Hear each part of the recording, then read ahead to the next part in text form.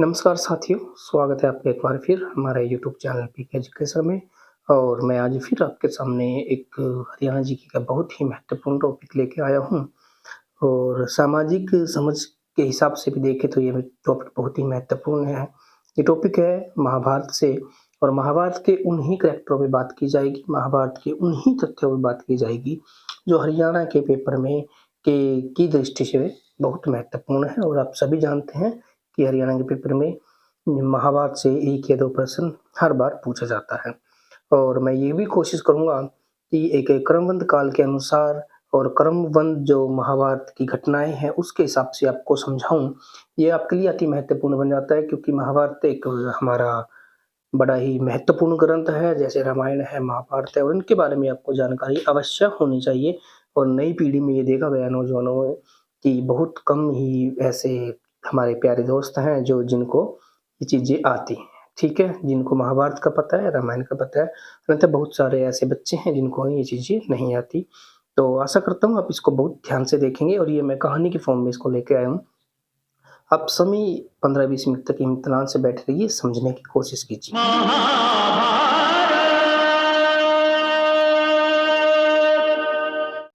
सबसे पहले मैं बात करता हूँ कि अगर हम ये देखें कि जो महाभारत हुई है उससे पहले के वंश देखें, कब से कब कौन चला, तो सबसे पहले आपको पता है कि सृष्टि की रचना ब्रह्मा जी ने की थी।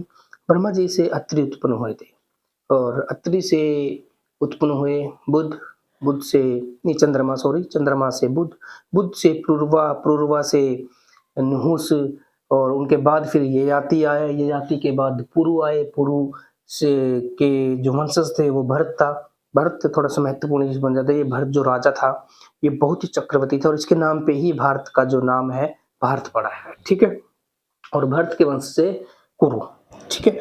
तो कुरु से हमारी महाभारत, मेन महाभारत हमारी कुरु से स्टार्ट हो जाती है। कुरु ने कुरुक्षेत्र बसाया, कुरुक्षेत्र पे कुरु जंगल नाम का एक जंगल था, उसको साफ किया और वहां पे हल चलाकर इसकी भूमि को आबाद किया। तो इसलिए इस स्थान का नाम कुरुक्षेत्र पड़ा कुरु के नाम पे, ठीक है? तो हम बात करते हैं वंश। अभी हम इनका फैमिली ट्री पढ़ रहे हैं, फैमिली ट्री पढ़ेंगे, बाद में आपको ये बताया जाएगा महाभारत किसने लिखी, कब लिखी, क्यों लिखी, कैसे लिखी, ठीक है? तो कुरु आए। कुरु का जो पुत्र था, वंशज था, वो था शांतनु। अब ध्यान से बोर्ड की तरफ देखेंगे, और ये चित्र बाद में बनाना जब मैं आपको इसको समझा दूंगा आपको, ठीक है? शांतनु, शांतनु भी एक बड़े ही विख्यात राजा थे। और एक दिन ये गंगा नदी के किनारे पे विचरण कर रहे थे, तो वहां पे इन्हें गंगा नामक एक जो गंगा ही थी वो, क्योंकि हम गंगा को नारी के रूप में पूजते हैं ना, तो वही गंगा थी, वो विचरण करते हुए इनको नजर आई। तो ये उस पर मोहित हो गए, और इन्होंने उसको शादी का प्रपोजल रख दिया, शादी का प्रस्ताव रख दिया कि मैं आपसे शादी करना चाहता हूँ। तो वो शादी करने के लिए तो मान गई, लेकिन उसकी एक शर्त थी। उसकी शर्त ये थी कि राजा, मैं जो भी करूंगी आप मुझे नहीं रोकेंगे, बीच में अब मेरे से टोको टोकी नहीं करेंगे, मैं वो जो भी करूँ, जो मेरे दिमाग में आएगा, मन में आएगा, मैं वही करूँ। तो राजा ने मान ली ये बात। तो राजा को 7 संतानें उत्पन्न हुई, और सातों ही गंगा में डुबो दिया, उसको भेंट कर दी, ठीक है? तो 8वें पुत्र हुए देवव्रत। कौन हुए? देवव्रत, देवव्रत। तो जब इनको गंगा को भेंट करने गई, या गंगा में तैराने के लिए गई गंगा, तो शांतनु ने टोक लिया कि गंगा देवी तुम ये क्या कर रही हो, वगैरह वगैरह। तो इससे गंगा नाराज हो गई और वो अपने लोक चली गई, ठीक है? तो उसके बाद फिर शांतनु अकेला रह गया, और इसने जो अपना पुत्र था जो बच गया था, जिसको गंगा में नहीं डुबोया गया, उसका नाम देवव्रत था, ठीक है? देवव्रत रखा गया। तो देवव्रत रखा गया। उसके कई साल बाद फिर शांतनु को एक सुंदर महिला के दर्शन होते हैं, उसका नाम था सत्यवती, ठीक है? तो इन्होंने फिर सत्यवती के सामने एक प्रस्ताव रखा शादी का। तो सत्यवती भी मान गई शादी से। ये बहुत सुंदरी थी सत्यवती। ऐसा कहा जाता है कि जब ये पानी पीती थी, इसके यहाँ से पानी भी दिखता था, बहुत ही सुंदर थी। तो ये जब मान गई, लेकिन इनकी भी एक शर्त थी। इसने क्या कहा शांतनु से कि आपका तो पहले ही एक बेटा है देवव्रत, ठीक है? तो राजा तो वो बनेगा, और जो मेरे पुत्र होंगे आपसे, तो वो तो ऐसे ही रहेंगे, इससे तो घर में दिक्कतें आ जाएंगी। तो ये बात पता लग गई, शांतनु ने मना कर दिया कि ठीक है आप नहीं करते, कोई बात नहीं, लेकिन राजा तो देवव्रत ही बनेगा। ये बात देवव्रत को पता लग गई। तो देवव्रत ने उस वक्त कसम खाई सत्यवती के सामने, एक भीषम प्रतिज्ञा की कि मैं आजीवन आजीवन अविवाहित रहूंगा, मेरी कोई संतान नहीं होगी और मैं जो आपके पुत्र होंगे उनकी आजीवन रक्षा करूंगा। ठीक है, तो इससे क्या हुआ कि सत्यवती मान गई और इनका विवाह हो गया सत्यवती का और शांतनु का, और इन्होंने एक भीषम प्रतिज्ञा कर ली। उसके बाद देवव्रत को भीषम के नाम से जाना जाने लगा।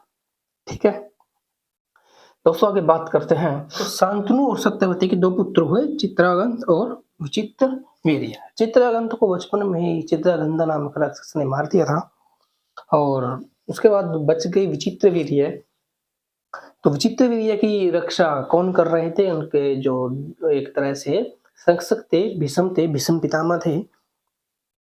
और उसी वक्त क्या हुआ कि जो काशी की 3 कन्याएं थी, अंबा, 3 राजकुमारियां थी, अंबा, अंबिका और अंबालिका।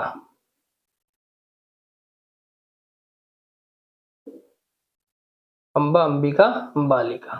ठीक है, ये 3 राजकुमारियां, इन 3 राजकुमारियों का काशी नरेश ने स्वयंवर रख दिया और ये खबर चली गई भीष्म पितामह के पास। तो भीष्म पितामह क्रोधित हो गए और वो वहां पे जाते हैं काशी नरेश के पास और उनको बोलते हैं कि शुरू से ये प्रथा रही है कि काशी की राजकुमारियां चंद्रवंशियों में ब्याही गई हैं और आज भी वही होगा। आप इस स्वयंवर को रोक दीजिए, अन्यथा मैं इन तीनों को अगवा करके ले जाऊंगा, आपसे छीन के ले जाऊंगा। तो इस पे वहां जो राजा आए हुए थे वो सभी क्रोधित हो जाते हैं और भीष्म को युद्ध के लिए ललकारते हैं। तो युद्ध तो नहीं होता, लेकिन भीष्म अपने एक तीर से ही प्रमाण दे देते हैं कि आप मेरे सामने कुछ भी नहीं है। तो कोई भी उसके साथ युद्ध नहीं करता। हालांकि रास्ते में एक राजकुमार रोकते हैं, उनको भी वो पराजित करके इन तीनों कन्याओं को अगवा करके ले जाते हैं और विचित्रवीर्य की पत्नी बनाने के लिए। ठीक है, क्योंकि इनके वंश में अब 2 ही पुरुष बचे थे, एक तो भीष्म पितामह और एक विचित्रवीर्य। ठीक है, तो विचित्रवीर्य के बाद विचित्रवीर्य के पास जब तीनों आती हैं ये राजकुमारी है, तो अम्बा यहाँ पे पेशकश करती है कि मैं आपके साथ शादी नहीं कर सकती, मैं किसी और से प्रेम करती हूँ, मेरा कोई और भी प्रेमी है। और ये बात वो भीष्म को भी कहती है। तो इससे भीष्म और विचित्रवीर्य राजी हो जाते हैं और उसको वहां भेज देते हैं कि आप जाओ अपने प्रेमी के पास जाओ। तो जब वो अपने प्रेमी के पास पहुंचती है तो उसका प्रेमी भी उसको नकार देता है और तरह तरह की बातें करता है। आप समझते हैं मैं क्या कहना चाहता हूँ, कि वहां अगवा होके आई है, रात बिता के आई है, ऐसा वैसा बहुत सारी। तो वो भी उसको नहीं स्वीकारता और वो फिर दोबारा विचित्रवीर्य के पास आती है। तो विचित्रवीर्य भी उसको दोबारा अपनी पत्नी बनाने से इनकार कर देते हैं और वो भटकती रहती है और इन सब चीजों को जिम्मेवार वो भीष्म को मानती है और भक्ति में बैठ जाती है और भीष्म की बर्बादी के लिए।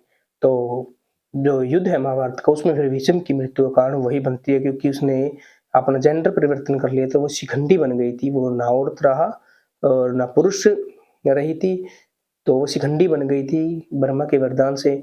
और बाद में जब वो उसके अर्जुन के रथ पे खड़ी हुई तो अर्जुन ने उसके पीछे से भीष्म पितामह को तीर मारा, तब वो मर गया था। ठीक है, हालांकि ये राज भीष्म पितामह ने खुद ही बताया था अर्जुन को। ठीक है, हाँ जी। उसके बाद बात करते हैं तो विचित्रवीर्य भी जल्दी ही राज्यक्षमा एक रोग है उससे मर गई। अंबिका और अंबालिका का कोई पुत्र नहीं है, तो वंश फिर संतानहीन रह गया। तो सत्यवती भीष्म से कहती है कि अब अपनी प्रतिज्ञा तोड़ो और अंबिका और अंबालिका को अपनाओ। तो भीष्म जवाब देते हैं कि मैं अपनी प्रतिज्ञा नहीं तोड़ूंगा। तो फिर सत्यवती जाती है व्यास के पास। व्यास कौन है? वेद व्यास। वेद व्यास कौन है? सत्यवती और पराशर ऋषि के पुत्र। इनकी सत्यवती का शांतनु से विवाह से पहले भी पराशर ऋषि के साथ संबंध था, समझिए, बिना विवाह का संबंध। और इनके संबंध से व्यास पुत्र की प्राप्ति हुई थी वेद व्यास की। ठीक है, तो फिर ये वेद व्यास के पास जाती हैं कि आप तो विद्या के धनी हैं, आप तो ऐसे हैं, आप तो बड़े प्रतापी हैं, तो आप कुछ कीजिए। अब भीष्म नहीं मान रहे तो आप मेरी जो पुत्र वधु हैं उनको संतान उत्पन्न कराएं। तो व्यास जी मान जाते हैं और व्यास कहते हैं कि ठीक है, अपनी जो बहुएं हैं उनको आप एक एक बार मेरे सामने से निकाल देना। ठीक है, तो जब अंबिका आती है सबसे पहले उसकी नजरों के सामने, तो अंबिका किसी कारणवश आंखें बंद कर लेती है। ठीक है, तो इससे व्यास कहते हैं सत्यवती को कि इसको पुत्र तो बलशाली प्राप्त होगा लेकिन वो अंधा होगा। ठीक है, अंधा यानी कि इससे फिर धृतराष्ट्र पैदा हुए। कौन है? धृतराष्ट्र। समझे? उसके बाद फिर अंबिका की बारी आई। ठीक है, और अंबिका की जब बारी आई तो अंबिका उस चकाचौंध को देख के जो ऋषि वेद व्यास के चारों ओर थी वो डर गई, सहम सी गई। ठीक है, तो फिर इसने कहा सत्यवती को, वेद व्यास ने, कि अंबिका के जो जो पुत्र प्राप्त होगा वो होगा ठीक, लेकिन वो रोगी होगा। ठीक है, और वो राज के लायक नहीं होगा, वो सन्यासी टाइप अपनी जिंदगी ज्यादा जिएगा। हालांकि राजा तो बने, बाद में इसकी बात करते हैं। फिर क्या हुआ कि इनसे जो पुत्र हुआ पांडु। तो फिर सत्यवती ने फिर आग्रह किया वेद व्यास को, कि आप एक बार और प्रयत्न कीजिए, दोनों संतानें तो ठीक हैं, हो जाएंगी, लेकिन उन दोनों सही नहीं है, कृपा करके आप एक बार और इस चीज का प्रयत्न कीजिए। तो फिर कहते हैं ठीक है, अंबिका को एक बार फिर मेरे सामने से गुजारी। तो और ये निर्वस्त्र होकर गुजारनी थी, तो अंबिका क्या करती है, अपनी जगह किसी दासी को भेज देती है। किसको भेज देती है अपनी जगह? तीसरी बार किसको भेज देती है? दासी को। ठीक है, तो दासी पे निगाह पड़ जाती है वेद व्यास की, तो इनसे जो पुत्र होता है विदुर प्राप्त होता है। कौन? विदुर। ठीक है, विदुर। विदुर पुत्र होता है दासी और वेद व्यास का जो यहाँ पे संवाद था उससे। ठीक है, आगे बात करते हैं। तो धृतराष्ट्र का विवाह होता है गांधारी के साथ। ठीक है, गांधारी के साथ, और गांधारी का जो भाई है जो इसके साथ आता है वो मामा शकुनी। मामा शकुनी। मामा शकुनी आता है। ठीक है, इसके 100 पुत्र प्राप्त होते हैं, वो भी वेद व्यास के जो आशीर्वाद है उससे होते हैं। पहला सबसे बड़ा पुत्र दुर्योधन होता है, उसके बाकी दुशासन होता है, और 98 भाई दूसरे होते हैं। ठीक है, तो पांडु के बारे में बात करते हैं। पांडु की 2 पत्नियां हुई, एक पत्नी कुंती और एक पत्नी माद्री। ठीक है, लेकिन पांडु को एक श्राप था। पांडु, एक महर्षि ने पांडु को एक श्राप दिया था कि आप कभी भी अपनी पत्नियों के साथ संभोग नहीं कर सकते, जब भी आप ये करेंगे तो आप मर जाएंगे। ठीक है, तो इसके बाद क्या हुआ कि कुंती ने कहा कि पांडु जी, आप महाराज आप चिंता मत कीजिए, मेरे पास एक ऐसा वरदान है कि मैं उससे अपनी इच्छा अनुसार कुछ भी फल मांग सकती हूँ। तो पांडु ने कहा ठीक है कि आप देवताओं को बुलाइए और पुत्रों की प्राप्ति कीजिए। तो कुंती ने सबसे पहले बनाया धर्म देवता। किसको बुलाया? धर्म देवता को। उसके वरदान से युधिष्ठिर पैदा हुए। बाद में वायुदेव को बुलाया, वायुदेव के वरदान से भीम पैदा हुए। बाद में इंद्र को बुलाया और इंद्र से अर्जुन प्राप्त हुए। ठीक है, फिर यही मंत्र कुंती ने पांडु के कहने पर माद्री को सिखाए, और माद्री ने नकुल और सहदेव को जन्म दिया विभिन्न देवताओं के वरदान से। ठीक है, और आपको मैं बता दूं कि शादी से पहले कुंती का एक पुत्र भी था। वो कौन था? कर्ण, अंगराज कर्ण। कर्ण के बारे में भी लंबी बातें करेंगे। ठीक है, उसके बाद आपको पता है कि अर्जुन का पुत्र जो अभिमन्यु था वो युद्ध में मारा गया था। अर्जुन का पुत्र कौन हुआ? अभिमन्यु। ठीक है, अभिमन्यु की जो पत्नी थी उसका नाम था उत्तरा। क्या नाम था? उत्तरा। इनका जो पुत्र था, इनका पुत्र था परीक्षित। कौन था? परीक्षित।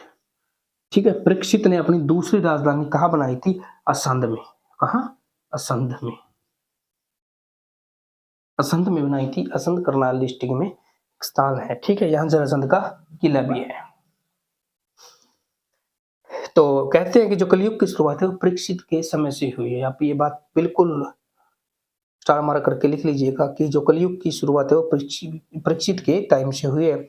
और परीक्षित को तक्षक नाग ने डस लिया था। इससे क्रोधित होकर जो इसके पुत्र थे जन्मेजय ने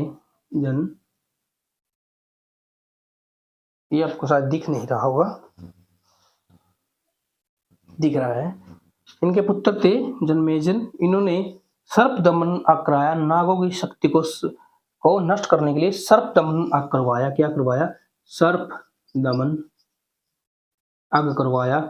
ये सर्प दमन में करवाया। सर्प दमन का मतलब जो आज सफेद है उसका ये प्राचीन नाम है। ठीक है, तो दोस्तों ये था कौरव पांडवों की जो फैमिली है वो फैमिली ट्री। आशा करता हूँ आप इसको समझ गए होंगे। हाँ, तो दोस्तों अब पढ़ते हैं कि महाभारत की रचना कब किसने कैसे की। तो आप सभी जानते हैं कि जो महाभारत है उसका जो संकलन है वो वेद व्यास जी ने किया।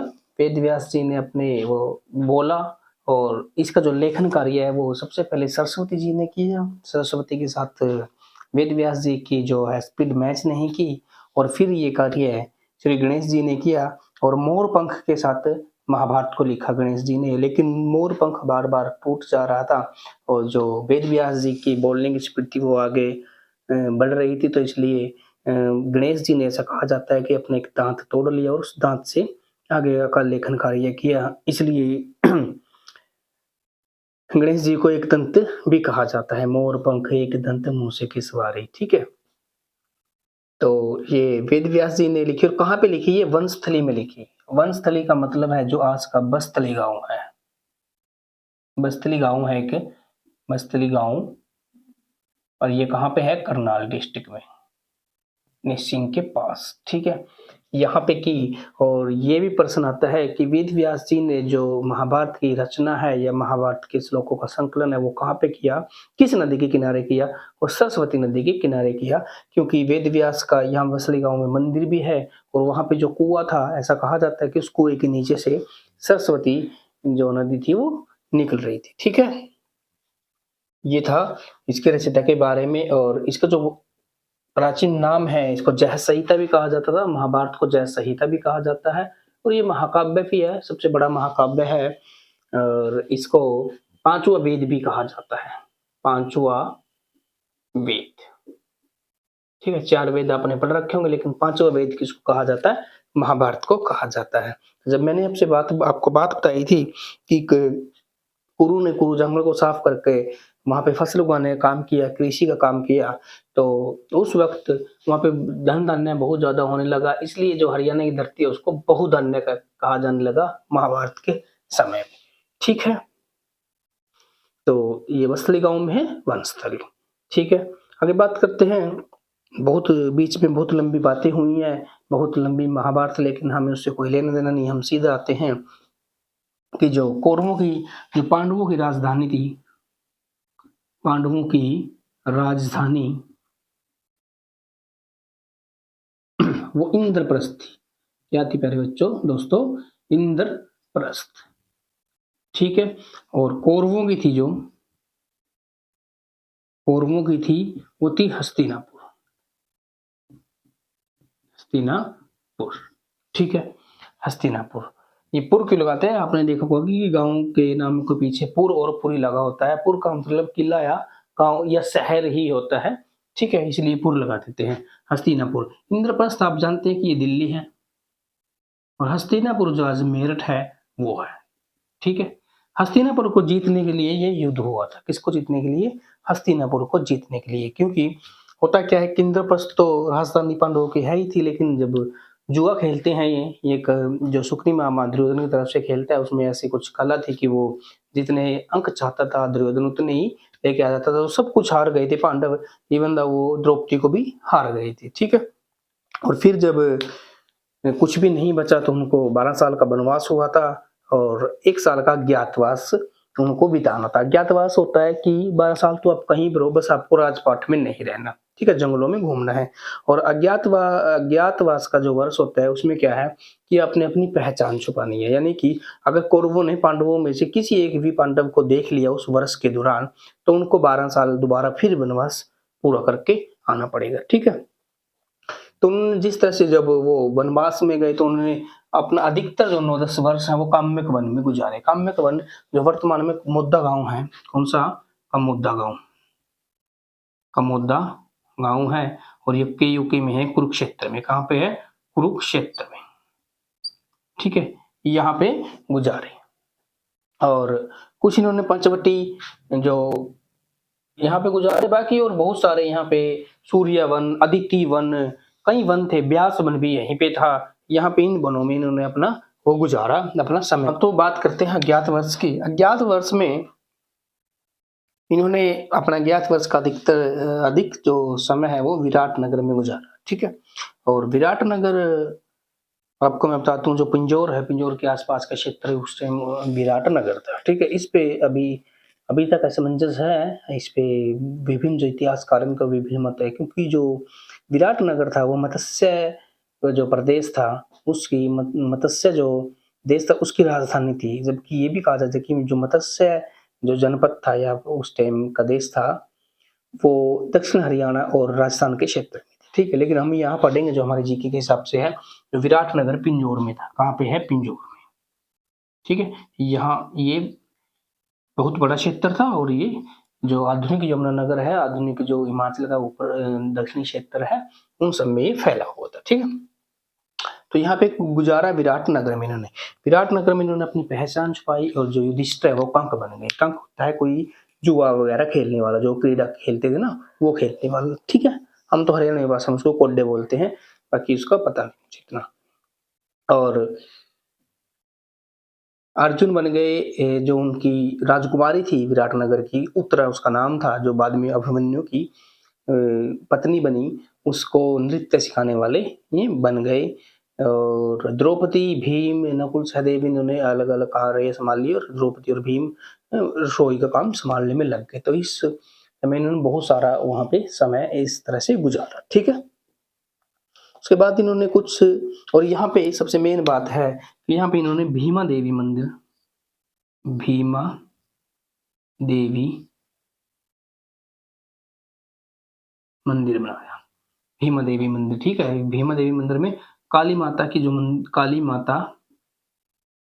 माता की मूर्ति स्थापित की, ठीक है। काली माता की जो मूर्ति है वो स्थापित की। बाद में इसका जो आधुनिक रूप है वो गुर्जर प्रतिहार वंश के शासकों ने बनवाया। ये मंदिर बहुत विशाल मंदिर बनवाया, बाद में बलबन ने इसको तोड़ दिया था। ये बातें हम कर चुके हैं, ठीक है। भीमा देवी, इसको उत्तर भारत का खजुराहो कहा जाता है। क्या कहा जाता है? उत्तर भारत का खजुराहो, ठीक है। और ये पंचायतन शैली में बना हुआ है, पंचायतन शैली। इसके बारे में हम पहले बात कर चुके हैं, जिसने वीडियो देख रखी है वो इसको समझता है। पंचायतन शैली एक शैली है जो मंदिर बनाने की एक शैली है, ठीक है। आगे बात करते हैं। और इसके बाद इन्होंने कुछ अपना जो समय है वो पलवल में गुजारा, अज्ञातवास का पंचवटी में। पंचवटी कहाँ है? पलवल में, ठीक है। पलवल में जब इन्होंने तो उस जब जिस स्थान पे अपना पंचवटी स्थान पे अपना जो इन्होंने अपना समय गुजारा, उस वक्त इन्होंने 5 वृक्ष लगाए थे या पहले ही मौजूद थे, इसके बारे में नहीं उसमें बताया गया। तो वो 5 वृक्ष आज तक भी हैं, ठीक है। आज तक भी वो 5 के 5 वृक्ष जर्जर हालत में खड़े हैं पंचवटी नामक स्थान पर। इनके वो कितने पुराने हो सकते हैं? आप सभी को पता है कि महाभारत 900 ईस्वी पूर्व, 900 ईसा पूर्व की घटना है। कितने? 900 ईसा पूर्व की घटना है। और आज 21वीं सदी चल रही है, तो इस हिसाब से 3000 साल हो चुके हैं, 3000 साल हो चुके हैं महाभारत की घटना को, यानी कि वो वृक्ष 3000 साल पुराने हैं, ठीक है। और यहाँ पे पलवल में जब द्रौपदी नहाने लग गई तो वहां पे घाट का निर्माण किया गया इन्होंने, और द्रौपदी घाट वहां पे बनाया। द्रौपदी घाट। अब यहाँ पे कंफ्यूजन ये है कि जब प्रश्न आता है कि द्रौपदी घाट कहाँ पे है, तो बच्चे इसका उत्तर कुरुक्षेत्र में लगा के आते हैं, जबकि ऐसा नहीं है। द्रौपदी घाट पांडवों ने कहाँ बनवाया था? ये पलवल के पंचवटी में बनवाया था, ठीक है। पंचवटी नहीं आएगा, ज्यादातर ऑप्शन में पलवल आएगा। तो इस तरह से फिर तो वनवास पूरा किया उन्होंने, आए बाद में। तो दुर्योधन आप सभी जानते हैं, दुर्योधन का कैरेक्टर कैसा था? वो बड़ा अहमी आदमी था, बड़ा ईगो से भरा था। तो युद्ध की तैयारियां चल गई, क्योंकि उन्होंने राजपाट नहीं दिया। तो फिर कृष्ण जी आते हैं इनका आर्बिट्रेटर बनकर, पंच बनकर, और कृष्ण जी कहते हैं कि आप 5 गांव दे दीजिए पांडवों को और ये युद्ध टल जाएगा। तो 5 गांव मांगे। 5 गांव कौन कौन से मांगे? 5 गांव मांगे। 5 गांवों में एक था इंद्रप्रस्थ। क्या था? इंद्रप्रस्थ। ठीक है, ये दिल्ली है, इंद्रप्रस्थ। पानप्रस्थ, पानप्रस्थ ये जो आज पानीपत है। सोनप्रस्थ जो सोनीपत है। ठीक है, और एक मांगा था श्रीप्रस्थ, श्रीप्रस्थ जो सिंही गांव है, सिंही गांव जो फरीदाबाद में है। ठीक है, वो श्रीप्रस्थ था। और क्या, एक तिलप्रस्थ। क्या था? तिलप्रस्थ। ये तिलपत गांव है और ये दोनों कहाँ पे हैं? फरीदाबाद में। ठीक है, ये दोनों कहाँ पे? फरीदाबाद में। सिंही को तो आप जानते ही हैं, यहाँ पे सूरदास का जन्म हुआ था। किसका? सूरदास का। बहुत ही मोस्ट इंपोर्टेंट फैक्ट है, सूरदास का जन्म कहाँ हुआ था? सिंही। और सिंही कहाँ है? फरीदाबाद में। और ये वही गांव है जिसमें कृष्ण ने दुर्योधन से मांगे 5 गांवों में से एक। ठीक है, और तिलप्रस्थ भी यही है। और तिलप्रस्थ का युद्ध भी हुआ था औरंगजेब और गोकुल जाट के बीच में 1669 में एक युद्ध हुआ था, तिलपत का युद्ध। दिख रहा है आपको? देखते हैं, चेक करते हैं। हाँ जी, दिख रहा है। तिलप्रस्थ का युद्ध किस किस के बीच में हुआ था? गोकुल जाट वर्सेस औरंगजेब। ठीक है, ये 5 गांव मांगे थे, लेकिन दुर्योधन पांडवों को सुई की नोक जितनी भी जंग देने से मना कर देता है और युद्ध की तैयारियां स्टार्ट हो जाती हैं। एक तरफ कौरवों की सेना, एक तरफ पांडवों की सेना आ जाती है। ऐसा कोई राज्य नहीं था पूरे भारतीय उपमहाद्वीप में कि जिसने इसमें युद्ध ना लिया, इस युद्ध में भाग ना लिया हो। ठीक है, इस युद्ध में 2-3 बातें मैं आपको बताना चाहूंगा जो अभी तक पेपर में नहीं आई, लेकिन वो सामाजिक जो आपका ढांचा है उसके हिसाब से आपको पता होनी चाहिए। ठीक है, कुछ 2-3 कैरेक्टर की बात करूंगा, बाकी ये सारे के सारे कैरेक्टर की बात हमारी चलेगी पेपर के हिसाब से। इसमें मैं 2 शख्सों की बात करूंगा। एक तो बात करूंगा मैं बर्बरिक की। किसकी प्यारे बच्चों? दोस्तों, इसमें बात करेंगे बर्बरिक की।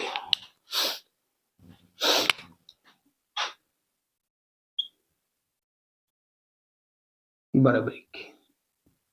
ठीक है, बर्बरिक के पास एक ऐसी शक्ति थी कि वो एक ही तीर में अपने सभी दुश्मनों को मार सकता था। ठीक है, और जब वो युद्ध लड़ने के लिए आ रहे थे तो रास्ते में कृष्ण जी को मिले और कृष्ण जी ने पूछा कि आप किसकी तरफ से युद्ध लड़ेंगे? तो उसने कहा कि जो हार रहा होगा मैं उसकी तरफ से युद्ध लड़ूंगा। और उस वक्त कौरव युद्ध में हार रहे थे। ठीक है, यानी कि उनकी सेनाएं पांडवों की सेनाओं के सामने फीकी पड़ रही थी, कमजोर पड़ रही थी।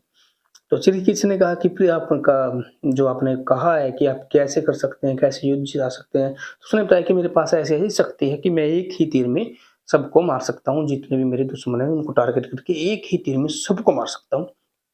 तो वो कहने लगे, वो ब्राह्मण का रूप धारण करके आए थे कृष्ण जी। तो कहने लगे कि मुझे इसका परिचय दीजिए या मुझे दिखाइए आपके पास कौन सी शक्ति है। तो उसने कहा कि ठीक है, ये पेड़ है, मैं एक तीर से इस पेड़ पे जितने भी पत्ते हैं उन सबको बीन दूंगा, यानी कि इन सब में छेद कर दूंगा। तो एक पत्ता नीचे था तो कृष्ण जी ने उस पर पैर रख लिया। ठीक है, तो उसने तीर छोड़ा बर्बरिक ने, और वो सारे के सारे जो पत्ते थे सारे के सारे पत्तों में छेद हो गया।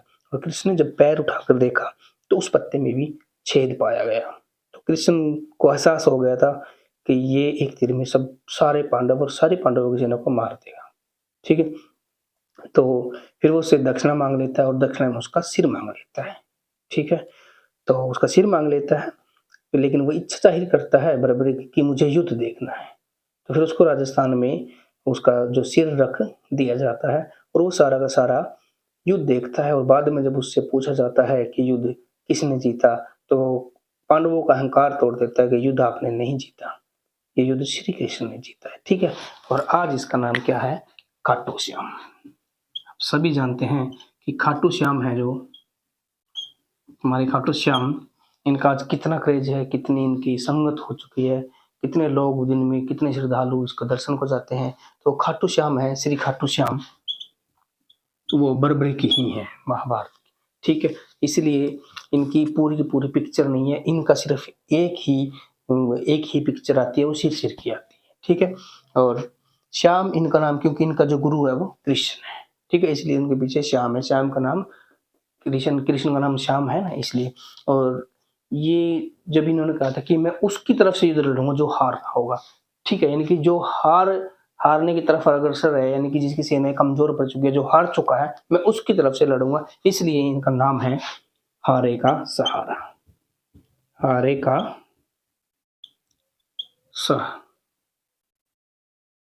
हारे का सहारा बाबा श्याम हमारा, ठीक है। इस करेक्टर की मैं बातें आपसे करना चाहता था। दूसरे करेक्टर को मैं आपके सामने पेश करता हूँ। दूसरा करेक्टर है हमारा बबरू बान, ठीक है, लेकिन बबरू बान को ये इसमें आ जाएगा, बाद में डिस्कस करते हैं, ठीक है।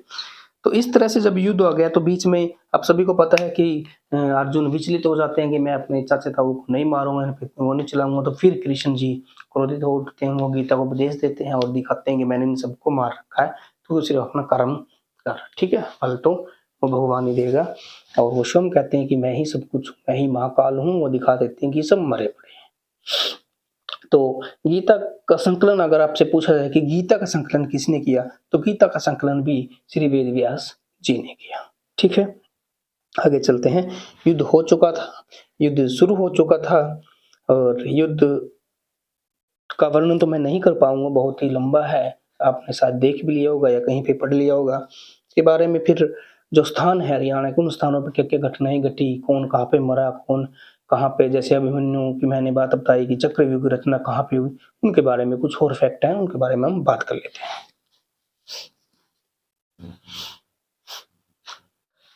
हाँ तो दोस्तों, अब हम पढ़ते हैं महाभारत के कुछ तीर्थ स्थान जो हरियाणा में हैं, और कुछ अन्य स्थान जिन पे महाभारत की महत्वपूर्ण घटनाएं हुई है और वो हरियाणा में है, उनके बारे में हम देख लेते हैं, पढ़ लेते हैं।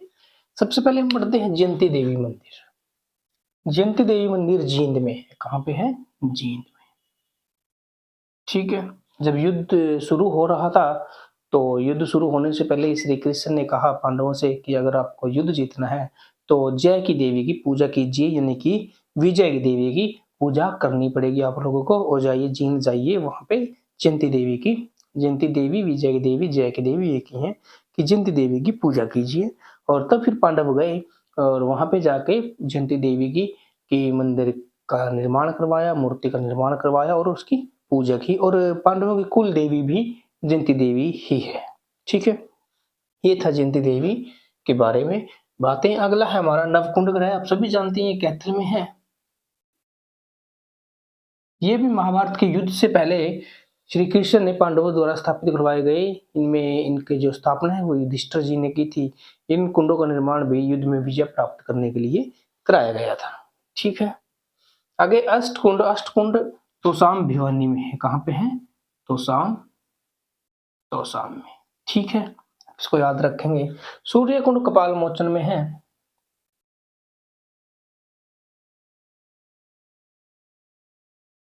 कपाल मोचन यमुनानगर जिले में स्थित है, ठीक है। फिर दोस्तों आगे पढ़ते हैं। शिवकुंड सोहना में है,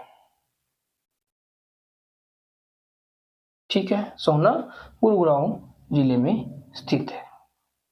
इनके बारे में पूरी डिटेल हम उस चैप्टर में करेंगे जब मैं आपको हरियाणा के तीर्थ पढ़ाऊंगा, ठीक है। कि शिवकुंड कब बनाया, किसने बनाया, क्यों बनाया, और सोहना में ही क्यों बनाया, और इसका धार्मिक महत्व क्या है, ये हम जब मैं हरियाणा के आपको तीर्थ पढ़ाऊंगा उसमें इन चीजों की बारे में फुल डिटेल में बात करेंगे। आगे है भीष्म कुंड नरकातारी गांव में है। नरकातारी गांव में है और ये कुरुक्षेत्र में स्थित है। कहाँ पे? कुरुक्षेत्र में, ठीक है। प्यारे दोस्तों आगे चलते हैं। बाण गंगा तीर्थ। ये भीष्म कुंड के बारे में अगर हम थोड़ी बात करें तो भीष्म कुंड, यहाँ पे भीष्म की की मृत्यु हुई थी, यानी यहाँ पे जब अर्जुन ने भीष्म पितामह का वध किया तो उसको बाणों की सैया पर लेटाया गया था और फिर वो भीष्म पितामह कहने लगे कि मेरा सिर नीचे है, तो उसके लिए दुर्योधन ने एक सोने का तकिया मंगाया, लेकिन अर्जुन ने अपने बाण से ही उसको सिरहाना दे दिया। फिर भीष्म पितामह को प्यास लगी और प्यास लगने के बाद जब उन्होंने पानी मंगाया तो दुर्योधन ने सोने के लोटे में पानी मंगाया, लेकिन अर्जुन ने तीर से वही गंगा निकाल दी, जिससे भीष्म पितामह को पानी मिला और उसकी प्यास बुझ गई। ये इसका महत्व है, इसके बारे में कुछ बातें थी। आगे है बाणगंगा तीर्थ। बाणगंगा तीर्थ दयालपुर में है। कहाँ पे? दयालपुर में, और ये भी कुरुक्षेत्र में है।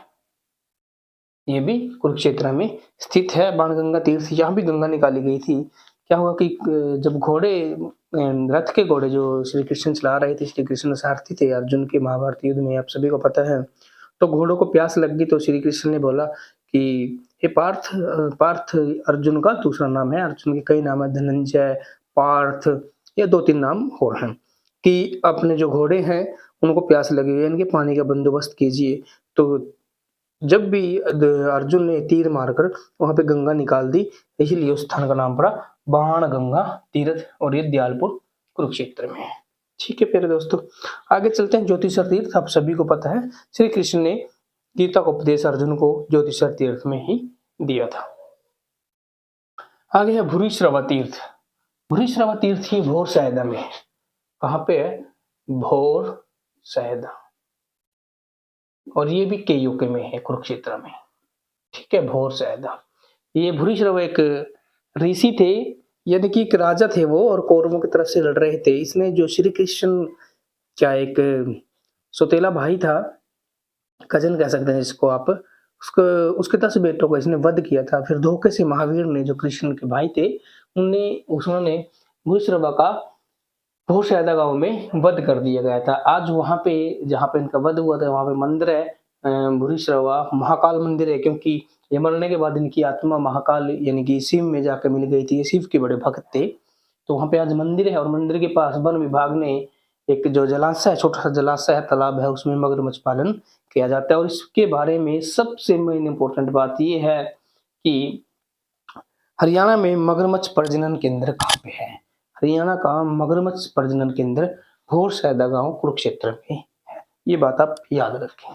ठीक है, आगे बात करते हैं इक्ष्वाकु की नगरी। इक्ष्वाकु एक राजा थे, उसकी जो नगरी थी ये काफी महत्वपूर्ण है, क्योंकि इस पे काफी लंबे अध्याय हैं महाभारत में, और ये आज का इक्कस गांव है। इक्कस गांव, ये इक्कस गांव है। इक्ष्वाकु नगरी कहाँ है? इक्कस गांव को जो इक्ष्वाकु की नगरी थी वो आज का वर्तमान इक्कस गांव है। ठीक है, आगे भद्रकाली मंदिर। भद्रकाली मंदिर कुरुक्षेत्र में है। मैं कुरुक्षेत्र के लिखूंगा, ठीक है, हालांकि कुरुक्षेत्र यूनिवर्सिटी का नाम है, लेकिन के बोल देते इसको। भद्रकाली मंदिर कुरुक्षेत्र में है। यहाँ पे पांडवों ने घोड़े अर्पित किए थे, घोड़े दान में दिए थे। ठीक है, और जो यदुवंशी हैं जैसे कृष्ण और बलराम का जो मुंडन है, श्री कृष्ण व बलराम का मुंडन भी यही हुआ था।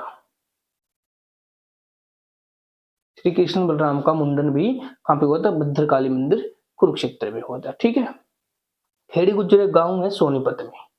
कहाँ पे है? सोनीपत में। और यहां से महाभारत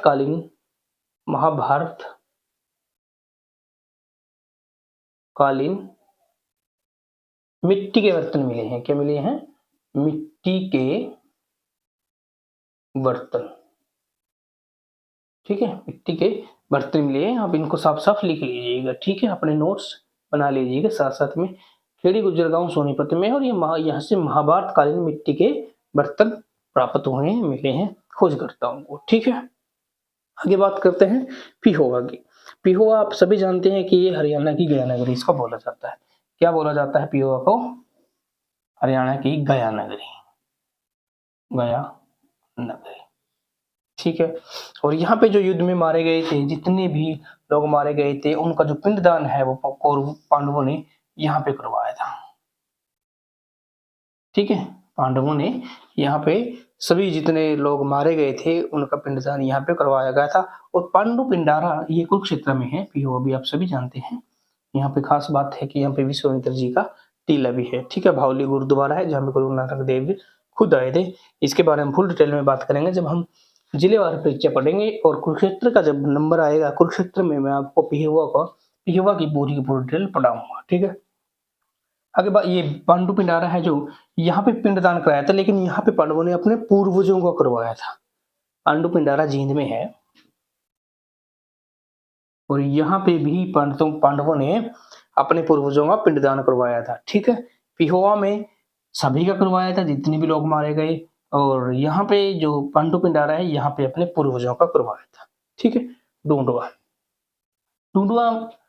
जब दुर्योधन लास्ट में दुर्योधन बचते हैं युद्ध में, तो जब वो छुप जाते हैं कहीं पे जाके, तो वो डुंडवा नामक स्थान पे छुपते हैं और डुंडवा में फिर पांडव उसको ढूंढ के मारते हैं, इसलिए इस स्थान का नाम क्या पड़ गया, डुंडवा, ठीक है। आप याद रखेंगे। सीख पाथरी के बारे में आपको बता देता हूँ कि 4 यक्ष थे, महाभारत में 4 यक्षों का है, तो एक यक्ष यहाँ भी था, ठीक है। हालांकि इसमें ये भी कहा जाता है कि जो यक्ष और पांडवों के बड़े भाई युधिष्ठिर का जो संवाद है वो सीख पाथरी में हुआ। हालांकि ऐसा नहीं है कि 4 यक्ष थे, सबसे ज्यादा जो मान्यता है कि युधिष्ठिर और यक्ष का जो संवाद है वो पाकिस्तान में हुआ है। उसके बाद जो मान्यता है वो है कि एक यक्ष वहां पे था, उत्तर प्रदेश में, वहां पे हुआ है। और तीसरी मान्यता ये है कि सीख पाथरी में हुआ। हालांकि ये बहुत कम लोग मानते हैं कि यक्ष और युधिष्ठिर का जो संवाद था वो सीख पाथरी में हुआ। अब मैं थोड़ा सा आपको बात बता देता हूँ कि यक्ष और युधिष्ठिर संवाद क्या था। जब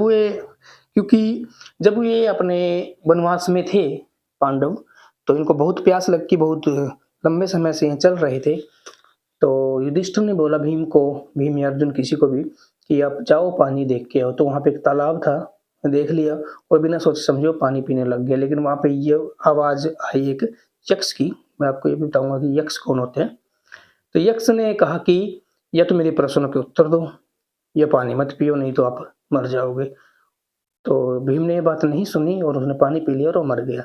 ऐसे ऐसे चारों भाई आते रहे और चारों भाई मर गए। बाद में खुद धर्मराज आते हैं, यानी कि युधिष्ठिर आते हैं, और युधिष्ठिर को भी यही आवाज आती है कि या तो मेरे साथ संवाद करो, मेरे प्रश्नों का उत्तर दो, नहीं तो अपने भाइयों की तरह आप भी मर जाओगे।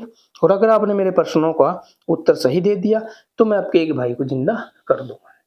तो उनके कई संवाद होते हैं। सबसे पहला संवाद था कि धर्म क्या है, तो युधिष्ठिर जी उसके उत्तर देते हैं, तो इससे प्रसन्न हो जाते हैं और कहते हैं कि ठीक है, आपके जो चारों भाई मर चुके हैं इनमें से आप एक को चुन लो, मैं उसको जिंदा कर दूंगा। तो उसने चुना नकुल को। अब यक्ष ने पूछा कि आपके पास इतना बलशाली भाई है, भीम है, अर्जुन भी बहुत बलशाली है, आपने इनको नहीं चुना और आपने नकुल को ही क्यों चुना। तो इस पे युधिष्ठिर ने बताया कि जो हमारे पिता थे पांडु, उसकी 2 पत्नियां थी, कुंती और माद्री। कुंती के हम हैं, मैंने पहले आपको बता दिया कि कुंती के पुत्र कौन थे, और नकुल और सहदेव माद्री के हैं। कुंती पुत्र में जिंदा हूं, तो मैं चाहता था कि एक माद्री का पुत्र भी जिंदा रहे, इसलिए मैंने नकुल को चुना। तो इससे यक्ष प्रसन्न हो गए और यक्ष ने चारों भाइयों को जिंदा कर दिया। तो वो राक्षस जो लोगों को नुकसान नहीं पहुंचाते थे, उनको किसी तरह की हानि नहीं पहुंचाते थे, लोगों का भला चाहते थे, उनको यक्ष बोला जाता था, ठीक है प्यारे बच्चों। तो आशा करता हूँ कि आप सभी को वीडियो पसंद आया होगा। तो वीडियो देखने के लिए धन्यवाद।